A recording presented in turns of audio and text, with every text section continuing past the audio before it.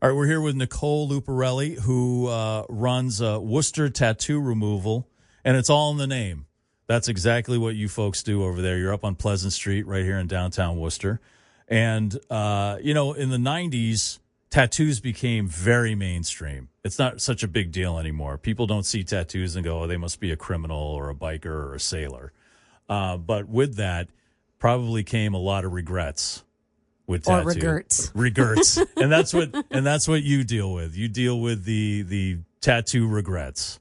That's right. Or mulligans. Yeah, some do-overs. You call them mulligans? That's awesome. When I was going to open way back in 2014, that was one of the names I was toying with because I was like, what if I franchise? Like, okay, Nikki, you're gonna franchise. But I was like, oh, home of the mulligan. I call it mulligans.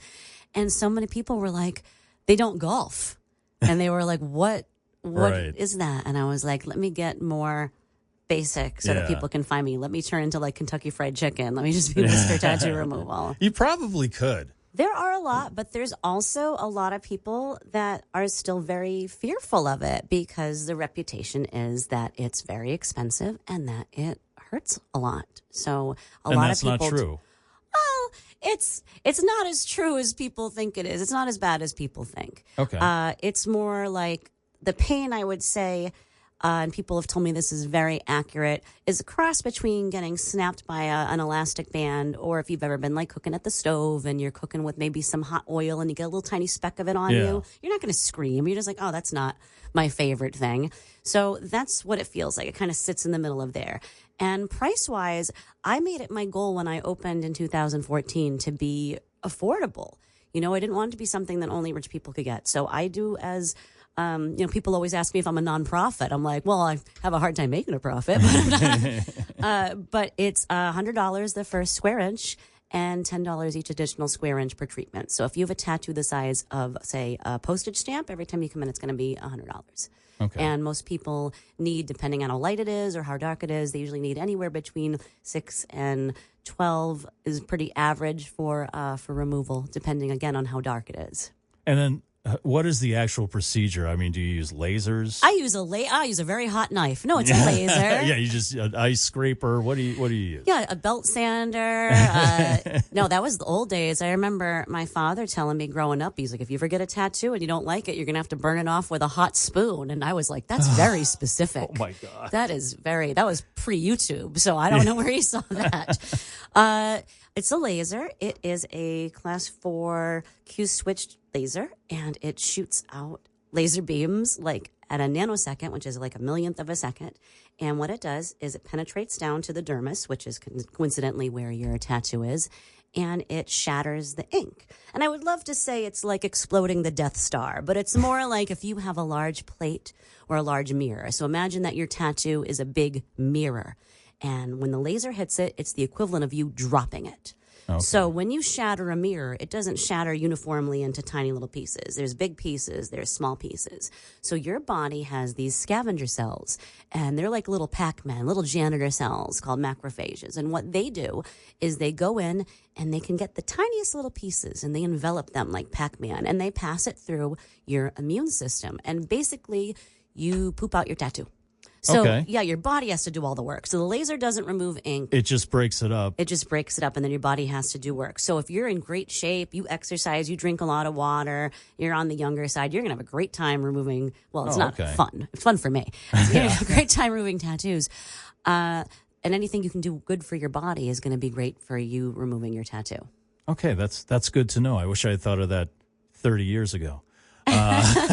I have a couple that, you know what, I have a couple that I may regret, but I'm keeping them as a lesson learned. Good. So I can always look at them as a reminder and say, well, I'm never going to do that much cocaine again in my life. But some people get like, it's their ex's name. Yeah, you must do a lot of names. I really do. I do a lot of names. Surprisingly, people, for a while, they were getting a lot on the neck, which I always found an interesting spot. I'm like, oh, you must have cheated. And then they made you put the name on the neck. Or I love when you get somebody in to remove a name and they're there with their very angry girlfriend or boyfriend. And so the tattoo, let's just say this tattoo says like Sandra or something. And then you look at the girlfriend and go, that's not Sandra, is it? And he's like, no. God, yeah. I that's something I always said early when I started getting tattoos was like, I'm never getting a name. No, ever. if you get a name, I think that you've cursed it. I mean, unless you get like your child's name or something, your dog's name, like that's fine. But if you get the name of your dating partner or your wife or your husband, I think you're doomed to get the divorce. What's like after names? What is another common wedding ring tattoos? Wedding ring tattoos were huge about over the last 10 or so years because, oh baby, this is a permanent commitment and I don't have to spend any money on jewelry, And so sometimes it's really hard to not say ooh, if you'd gotten the jewelry, you'd have something to pawn right now and you'd be making money instead of paying me. So what is I guess the worst for the person, the client, but maybe the best for you, I guess you could say? What was the craziest, most outrageous removal you've done? Oh, well, I did have a gentleman come in, and it was great for me because it was expensive because it's by the square inch, and he was tattooed from his armpit down to basically his hip, and we were working on the whole thing. The whole thing. What was it? A drawing. It wasn't anything specific. It wasn't like words or anything. Okay. It was okay. It wasn't a bad tattoo, but he was just done with having tattoos, which I can appreciate. Yeah. But he I don't want to scare anyone away, but when you're working on something that big, ever hear the meat sweats? Yeah.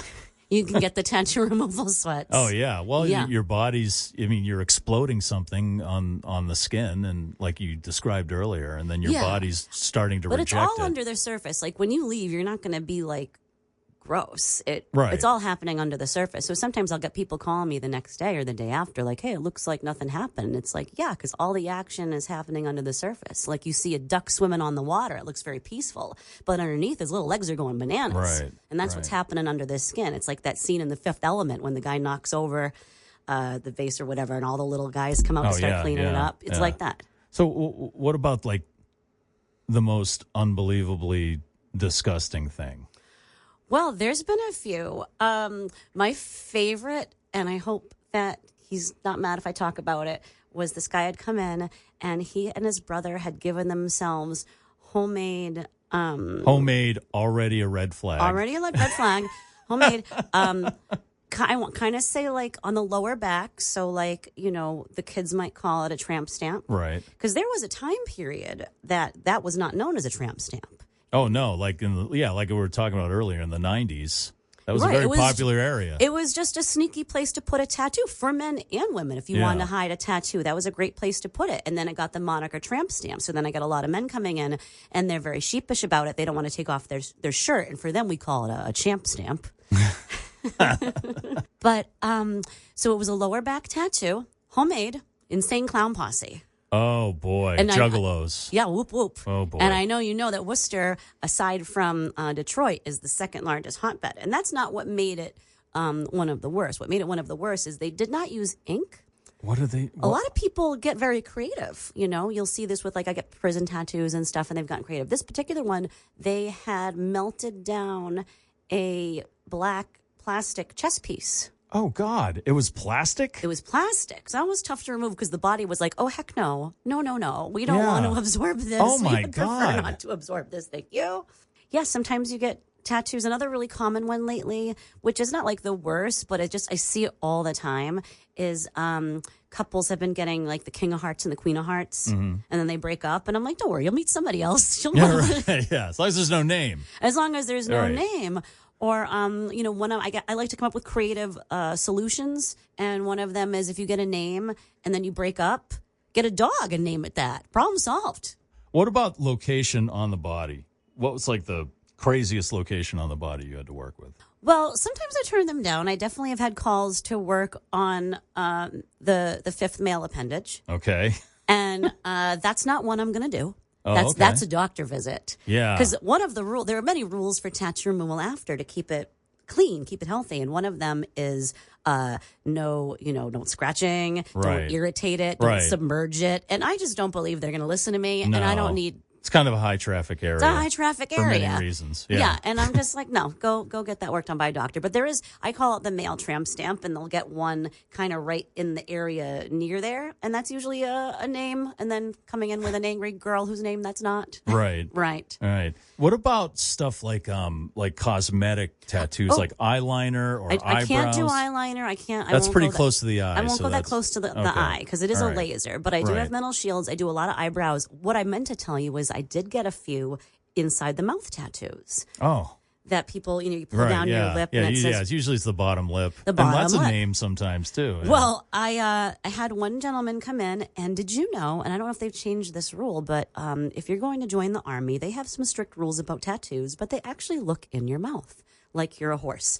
And so they found this gentleman's tattoo that said F you, but like the whole word. And he needed to remove that for the Army. And I was like, why? Like, if they've already got you, like, who... Yeah. They Does it matter? Does it matter? But I guess it did at the time. And then I had another gentleman come in, and he pulled his lip down to tell me, and I'm looking at it, and I go, who's Russ? Because it said Russ. And he goes, no, it was supposed to say boss. And I was like, because that part of the body fades. Some parts don't hold a tattoo. So people will come in to get them removed because the cool tattoo they got maybe on like the palm of their hand or the sole of their foot or the inside of their mouth, it's not holding. It's like, yeah, when your tattoo artist told you that this wasn't going to stay, like, believe them. They know what they're doing. Yeah.